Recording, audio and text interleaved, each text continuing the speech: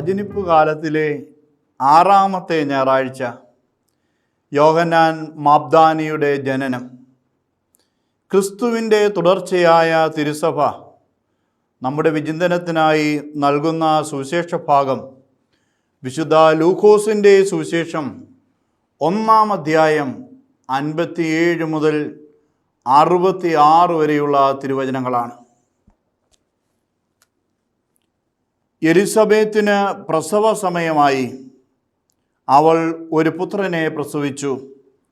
കർത്താവ് അവളോട് വലിയ കാരുണ്യം കാണിച്ചിരിക്കുന്നു എന്ന് കേട്ട അയൽക്കാരും ബന്ധുക്കളും അവളോടൊത്ത് സന്തോഷിച്ചു. 8-ാം ദിവസം അവർ ശിശുവിൻ്റെ പരിച്ഛേദനത്തിന് വന്നു. പിതാവിൻ്റെ പേരനുസരിച്ച് സക്കറിയ എന്ന് അവന് പേര് നൽകാൻ അവർ ആഗ്രഹിച്ചു. എന്നാൽ ശിശുവിൻ്റെ അമ്മ അവരോട് പറഞ്ഞു, അങ്ങനെയല്ല, അവൻ യോഹന്നാൻ എന്ന് വിളിക്കപ്പെടണം. അവർ അവളോട് പറഞ്ഞു, നിന്റെ ബന്ധുക്കളിൽ ആർക്കും ഈ പേര് ഇല്ലല്ലോ. ശിശുവിന് എന്തു പേര് നൽകാനാണ് ആഗ്രഹിക്കുന്നതെന്ന് അവൻ്റെ പിതാവിനോട് അവർ ആംഗ്യം കാണിച്ച് ചോദിച്ചു. അവൻ ഒരു എഴുത്തുപലക വരുത്തി അതിലെഴുതി, യോഹന്നാൻ എന്നാണ് അവൻ്റെ പേര്. എല്ലാവരും അത്ഭുതപ്പെട്ടു. തൽക്ഷണം അവൻ്റെ വായ് തുറക്കപ്പെട്ടു, നാവ് സ്വതന്ത്രമായി. അവൻ ദൈവത്തെ വാഴ്ത്തിക്കൊണ്ട് സംസാരിക്കുവാൻ തുടങ്ങി. അയൽക്കാർക്കെല്ലാം ഭയമുണ്ടായി. യൂദയായിലെ മലനാട്ടിലെങ്ങും ഈ സംഗതികൾ സംസാര വിഷയമാവുകയും ചെയ്തു. കേട്ടവരെല്ലാം ഈ ശിശു ആരായിത്തീരും എന്ന് ചിന്തിച്ചു തുടങ്ങി. കർത്താവിൻ്റെ കരം അവനോട് കൂടെയുണ്ടായിരുന്നു. ദൈവമേ, സ്തുതി നിനക്ക് യോഗ്യമാകുന്നു. ബാരിക്കുമോർ. ദൈവ തിരുനാമത്തിന് മഹത്വമുണ്ടായിരിക്കട്ടെ. എലിസബേത്ത് മറിയത്തിൻ്റെ ചാർച്ചക്കാരി. ദൈവിക വാഗ്ദാന പൂർത്തീകരണമായി വന്ധ്യയായ എലിസബേത്തിനും പുരോഹിതനായ സഖറിയായിക്കും ഒരു പുത്രൻ ജനിക്കുന്നു. സഖറിയായിക്ക് നൽകപ്പെട്ട പ്രവചനം പൂർത്തിയായി. സ്നാപയോഹന്നാൻ്റെ ജനന പരിച്ഛേദന സംഭവങ്ങൾ വിവരിക്കുന്ന ലൂക്ക ജനനത്തിനും നാമകരണത്തിനുമാണ് കൂടുതൽ പ്രാധാന്യം നൽകിയിരിക്കുന്നത്. മുന്നോടിയായ യോഹന്നാൻ യേശുവിൻ്റെ ബന്ധുവാണ്.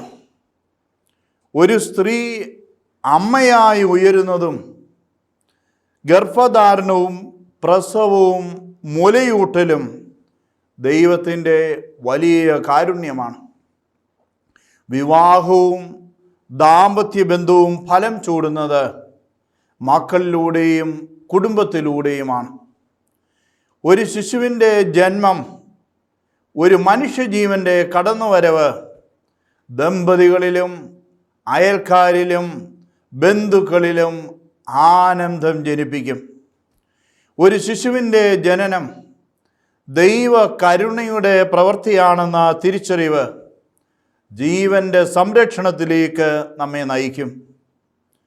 കാത്തിരുന്ന് പ്രാർത്ഥിച്ചു കണ്ടെത്തുന്ന ദൈവ കരുണയുടെ പ്രവർത്തനം ദൈവസ്തുതിയുടെയും ആനന്ദത്തിൻ്റെയും ആത്മീയ ആഘോഷത്തിൻ്റെയും വിഷയമാണ്.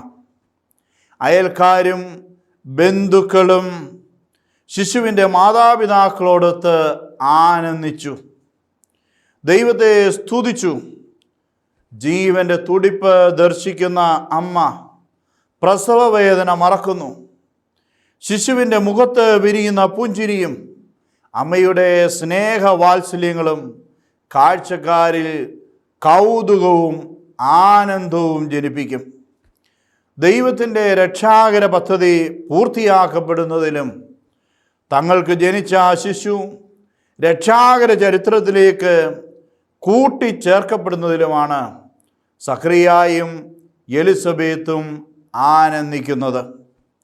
ആനന്ദിക്കുന്നവരോടൊപ്പം ആനന്ദിക്കുന്നത് ദൈവ കരുണയുടെ തിരിച്ചറിവാണ്. പങ്കുവയ്ക്കലിൻ്റെയും സ്നേഹത്തിൻ്റെയും പ്രകടനമാണ്. ജീവൻ ദൈവത്തിൻ്റെ ദാനമാണ്. ഗർഭസ്ഥ ശിശു സംരക്ഷിക്കപ്പെടണം. ഓരോ പ്രസവവും ദൈവിക ജീവൻ്റെ മഹത്വം ഉയർത്തിപ്പിടിക്കുന്നതാകണം. മനുഷ്യജീവൻ ദൈവത്തിൻ്റെ കരുണയാണ്. ആശ്ചര്യവും അത്ഭുതവും ജനിപ്പിക്കുന്ന മനുഷ്യജന്മം സുവിശേഷത്തിലെ ആനന്ദമാണ്. ചിത്തശുദ്ധിയുള്ളവരാണ് ദൈവിക ജീവൻ്റെ മഹത്വം ദർശിക്കുന്നതും അയൽക്കാരായി ബന്ധുക്കളായി സുവിശേഷത്തിൽ ആനന്ദിക്കുന്നതും. അബ്രാഹവും അദ്ദേഹത്തോടൊപ്പമുള്ള പുരുഷന്മാരും അദ്ദേഹത്തിൻ്റെ വീട്ടിൽ പിറന്നവരും വിലയ്ക്ക് വാങ്ങിയ അടിമകളും പരദേശികളും 8 ദിവസം പ്രായമായ ആൺകുട്ടികൾ ഉൾപ്പെടെ എല്ലാവരും അഗ്രചർമ്മം ഛേദിക്കണമെന്ന് ദൈവം അബ്രാഹത്തോട് പറഞ്ഞു. ദൈവവും അബ്രാഹവും തമ്മിലുള്ള ഉടമ്പടിയുടെ അടയാളമായിരുന്നു പരിച്ഛേദനം. 8-ാമത്തെ ദിവസം ആൺകുട്ടികൾ ഛേദന ആചാരം നടത്തണമെന്നത് ദൈവകൽപ്പനയായിരുന്നു. പ്രസവത്തിനു ശേഷം 8-ാം ദിവസം സ്ത്രീയുടെ അശുദ്ധി മാറുന്നതായി പരിഗണിച്ചിരുന്നു. 8-ാം ദിവസം ശാബത്ത് ദിനമാണെങ്കിലും പരിച്ഛേദന നിർവഹണത്തിന് തടസ്സമില്ലായിരുന്നു. സാധാരണയായി പിതാവാണ് ഈ കർമ്മം നിർവഹിച്ചിരുന്നത്. അത്യാവശ്യ സാഹചര്യങ്ങളിൽ മാതാവും നിർവഹിച്ചിരുന്നു. പിൽക്കാലത്ത് യഹൂദരുടെ ഇടയിൽ പരിച്ഛേദനത്തിനായി പ്രത്യേക വ്യക്തികൾ നിയമിക്കപ്പെട്ടു. ഇസ്രായേലിയരും ഈജിപ്തുകാരും മിദിയാൻകാരും അമ്മോന്യരും ഏദോമ്യരും ഫിനീഷ്യരും പരിച്ഛേദന കർമ്മം നടത്തിയിരുന്നു. ഒരുവൻ ഇസ്രായേൽ സമൂഹത്തിൽ അംഗമാവുകയും ദൈവത്തെ ആരാധിക്കുന്നതിനുള്ള അവകാശം സ്വന്തമാക്കുകയും ചെയ്തിരുന്നത് പരിച്ഛേദന കർമ്മത്തിലൂടെയാണ്. ആത്മീയ പരിച്ഛേദനം ഹൃദയത്തിൽ നടത്തുന്നതും ദൈവത്തെ സ്നേഹിക്കുവാനും അവസാനം വരെ ദൈവത്തോട് വിശ്വസ്തരായിരിക്കാനുമുള്ള ഉദ്ബോധനമാണ്. പെരിത്തോമേ എന്ന ഗ്രീക്ക് പദമാണ് പുതിയ നിയമത്തിൽ പരിച്ഛേദനത്തെ സൂചിപ്പിക്കുവാൻ ഉപയോഗിച്ചിരിക്കുന്നത്. പുതിയ നിയമ കാലഘട്ടത്തിൽ പരിച്ഛേദന സമയത്താണ് കുട്ടിക്ക് പേര് നൽകിയിരുന്നത്. പുതിയ നിയമം പരിച്ഛേദനത്തെ മാമോദീസായുമായി ബന്ധപ്പെടുത്തുന്നു. 8-ാം ദിവസം സക്രിയ എലിസബത്ത് ദമ്പതികൾ ശിശുവിനെ പരിച്ഛേദനത്തിന് കൊണ്ടുവന്നു. അസ്തിത്വം സ്വീകരിക്കുന്നവരെ എല്ലാം പേരിടപ്പെട്ടവയാണ്. സഭാപ്രസംഗന്റെ പുസ്തകം 6-ാം അധ്യായം 9-ാം തിരുവചനം. അസ്തിത്വം സ്വീകരിക്കുന്നവയെല്ലാം പേരിടപ്പെട്ടവയാണ്. പേര് സത്തയാണ്. അത് ഒരാളെ തന്നെ വെളിപ്പെടുത്തുന്നു. ഒരുവന് പേര് നൽകുക വഴി അവനെ സ്വന്തമാക്കുകയും രക്ഷ വാഗ്ദാനം ചെയ്യുകയുമാണ് യാവേ ചെയ്യുക. പേര് ചൊല്ലി വിളിക്കുക വഴി സൃഷ്ടാവ് സൃഷ്ടിയുടെ മേലുള്ള തൻ്റെ അധികാരം പ്രഖ്യാപിക്കുന്നു. 8-ാം നാളിലെ ശിശുവിൻ്റെ പരിച്ഛേദനവും നാമകരണവും സൂചിപ്പിക്കുന്നത് കർത്താവിൻ്റെ കൽപ്പനകളും പ്രമാണങ്ങളും കുറ്റമറ്റ വിധം അനുസരിക്കുന്ന മാതാപിതാക്കന്മാരുടെ നീതിനിഷ്ഠയെയാണ്. നാമകരണത്തിൽ എലിസബത്തും സക്രിയയും യഹൂദ പതിവ് തെറ്റിച്ചു.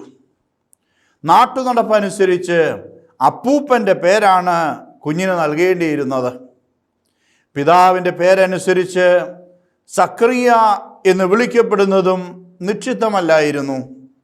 സക്രിയായും എലിസബത്തും പേരിടലിന് കൂടിയവരുടെ പ്രേരണയ്ക്ക് വിധേയരാകാതെ ദൈവകൽപ്പന പാലിച്ചു.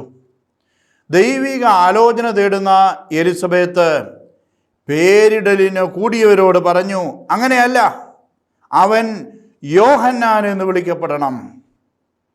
നിന്റെ ബന്ധുക്കളിൽ ആരും ഈ പേരിൽ വിളിക്കപ്പെടുന്നില്ല എന്ന് പറഞ്ഞ് അവർ അവളെ പിന്തിരിപ്പിക്കാൻ ശ്രമിക്കുന്നു. പേരിടൽ പിതാവിൻ്റെ അവകാശമാണ്. ഊമനും ചെകിടനുമായി കഴിഞ്ഞിരുന്ന സഖറിയായോട് പേരിടാൻ കൂടിയവർ ആംഗ്യം കാണിച്ച് ചോദിച്ചു, ശിശു എങ്ങനെ വിളിക്കപ്പെടണമെന്നാണ് നീ ആഗ്രഹിക്കുന്നത്? ദൈവിക വെളിപാടുകളുടെ വള്ളിയോ പുള്ളിയോ തെറ്റുവാൻ പാടില്ല. പുരോഹിതനായ സഖറിയ എഴുത്തുപലക ആവശ്യപ്പെട്ടു. യോഹന്നാൻ എന്നാണ് അവൻ്റെ പേര് എന്നു പറഞ്ഞുകൊണ്ട് അവൻ എഴുതി. യോഹന്നാൻ എന്ന പേരിനർത്ഥം ദൈവം കരുണ ചെയ്തു എന്നാണ്. യോഹന്നാൻ്റെ ജനനം ദൈവത്തിൻ്റെ വലിയ കരുണയുടെ പ്രവൃത്തിയാണ്.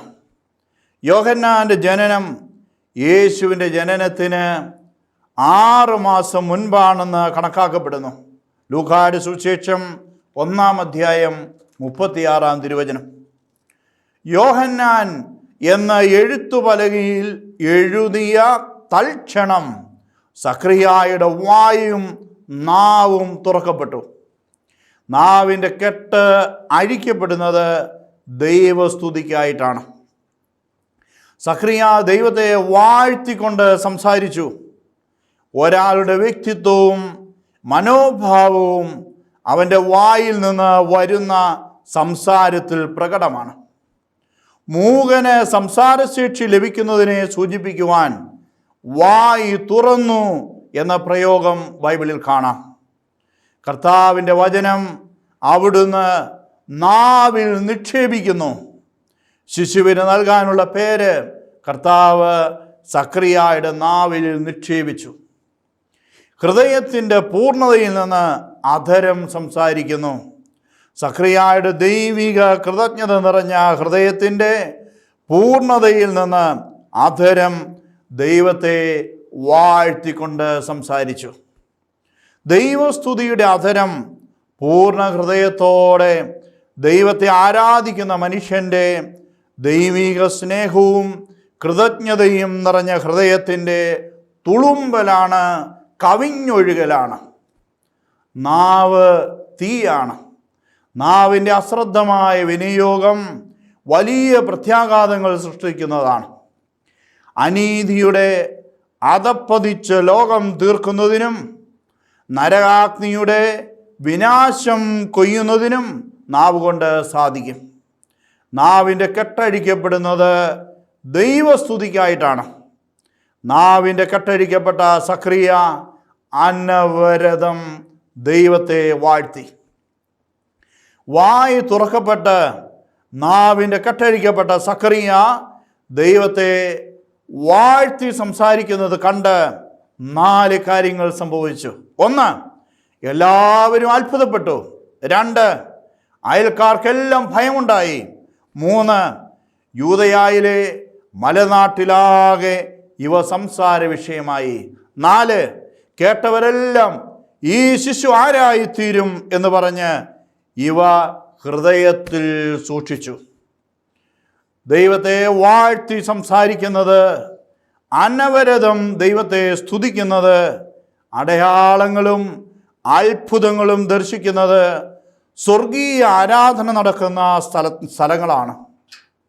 മറ്റുള്ളവരിൽ അത്ഭുതമുളവാക്കുന്നു, ദൈവഭയം ജനിപ്പിക്കുന്നു, സുവിശേഷം സംസാര വിഷയമാക്കപ്പെടുന്നു, കേൾവിക്കാരുടെ ഹൃദയങ്ങളെ ഭരിക്കുന്നു.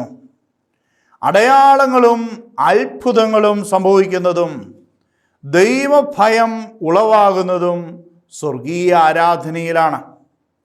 ദൈവത്തെ സ്തുതിക്കുകയും വാഴ്ത്തുകയും ചെയ്യുന്നതും ദൈവിക വാഴ്വ് പ്രാപിക്കുന്നതും സ്വർഗീയ ആരാധനയിലാണ്. സുവിശേഷം പ്രഘോഷിക്കപ്പെടുന്നതും കേൾവിക്കാർ ആശ്ചര്യപ്പെടുന്നതും ഹൃദയങ്ങൾ പരിവർത്തന വിധേയമാക്കപ്പെടുന്നതും ദൈവിക ഇടപെടലുകൾ ഹൃദയത്തിൽ സൂക്ഷിക്കപ്പെടുന്നതും സ്വർഗീയ ആരാധനയിലാണ്. ധൂപാർപ്പണത്തിൽ തുടങ്ങിയ സ്വർഗീയ ആരാധന സഖറിയ പുരോഹിതൻ അവനിൽ ജീവിതാന്ത്യത്തോളം നിറഞ്ഞു നിന്ന ദൈവസ്തുതിയായി പരിണമിച്ചു. ദൈവ കരുണയുടെ പ്രവർത്തനം ദർശിക്കുന്നവർക്ക് അവിടുത്തെ അനവരതം സ്തുതിക്കാതിരിക്കാനാവില്ല. കരുണയുടെ ബലി ദൈവസ്തുതിയുടെ നിറവാണ്.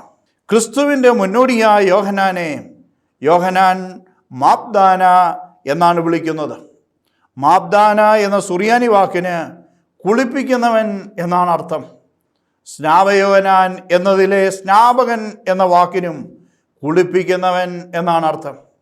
സ്നാ അഥവാ കുളിക്കുക എന്ന സംസ്കൃത ധാതുവിൽ നിന്നാണ് സ്നാപകൻ എന്ന പ്രയോഗമുണ്ടായത്.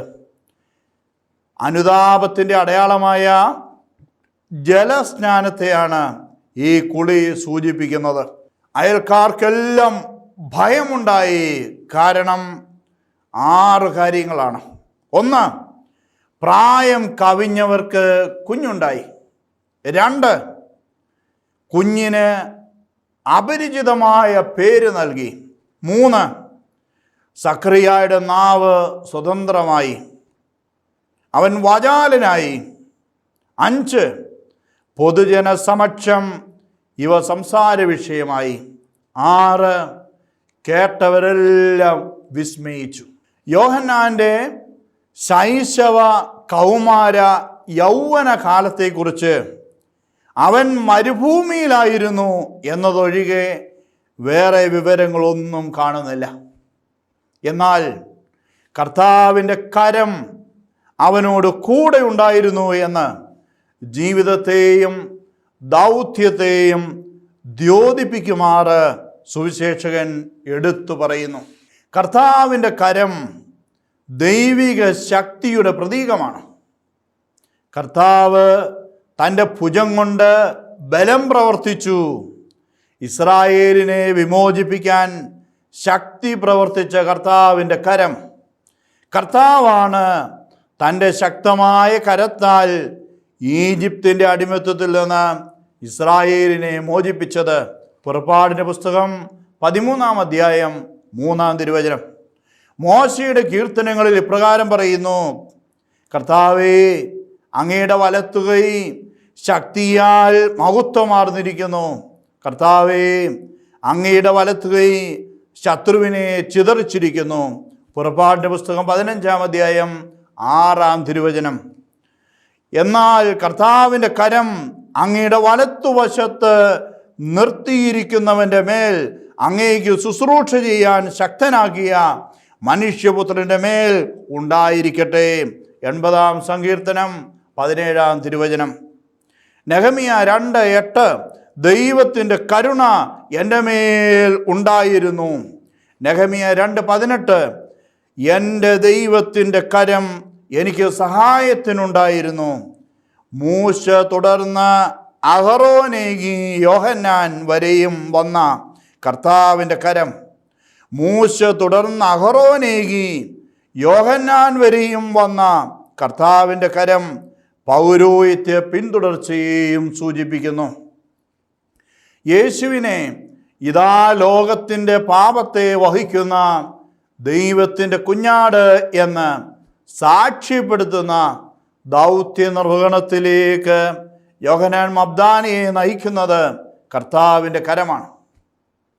ദൈവത്തിൻ്റെ കരുണ എന്നറിയപ്പെടുന്ന യോഹന്നാൻ്റെ ജനനവും ശൈശവവും കൗമാരവും യൗവനവും തുടർന്ന് രക്തസാക്ഷിത്വവും കർത്താവിൻ്റെ കരത്തിൻ്റെ തണലിലായിരുന്നു. ദൈവിക ശിക്ഷണത്തിൻ്റെയും കരുത്തിൻ്റെയും ദൗത്യ നിർവഹണത്തിനായുള്ള പാകപ്പെടുത്തലിൻ്റെയും ക്രിസ്തു ശുശ്രൂഷയുടെയും സാക്ഷ്യത്തിൻ്റെയും പദമാണ് കർത്താവിൻ്റെ കരം അവനോട് കൂടെയുണ്ടായിരുന്നു എന്ന പ്രയോഗം. ദൈവിക ശിക്ഷണത്തിൻ്റെയും കരുത്തിൻ്റെയും ദൗത്യ നിർവഹണത്തിനായുള്ള പാകപ്പെടുത്തലിൻ്റെയും ക്രിസ്തു ശുശ്രൂഷയുടെയും സാക്ഷ്യത്തിൻ്റെയും പദമാണ് കർത്താവിൻ്റെ കരം അവനോട് കൂടെയുണ്ടായിരുന്നു എന്ന പ്രയോഗം. ക്രൈസ്തവ മാതാപിതാക്കളും മക്കളും ദൈവ ശുശ്രൂഷകരും സമർപ്പിതരും പൗരോഹിത്യ പദവികൾ അലങ്കരിക്കുന്നവരും ജീവിതത്തിലുടനീളം ഉറപ്പുവരുത്തേണ്ടതും അനുസ്മരിക്കേണ്ടതും കർത്താവിൻ്റെ കരം നമ്മോട് കൂടെയുണ്ടെന്ന കാര്യമാണ്. പിതാവിൻ്റെയും പുത്രൻ്റെയും പരിശുദ്ധ റൂഹായുടെയും തിരുനാമത്തിൽ ആമീൻ.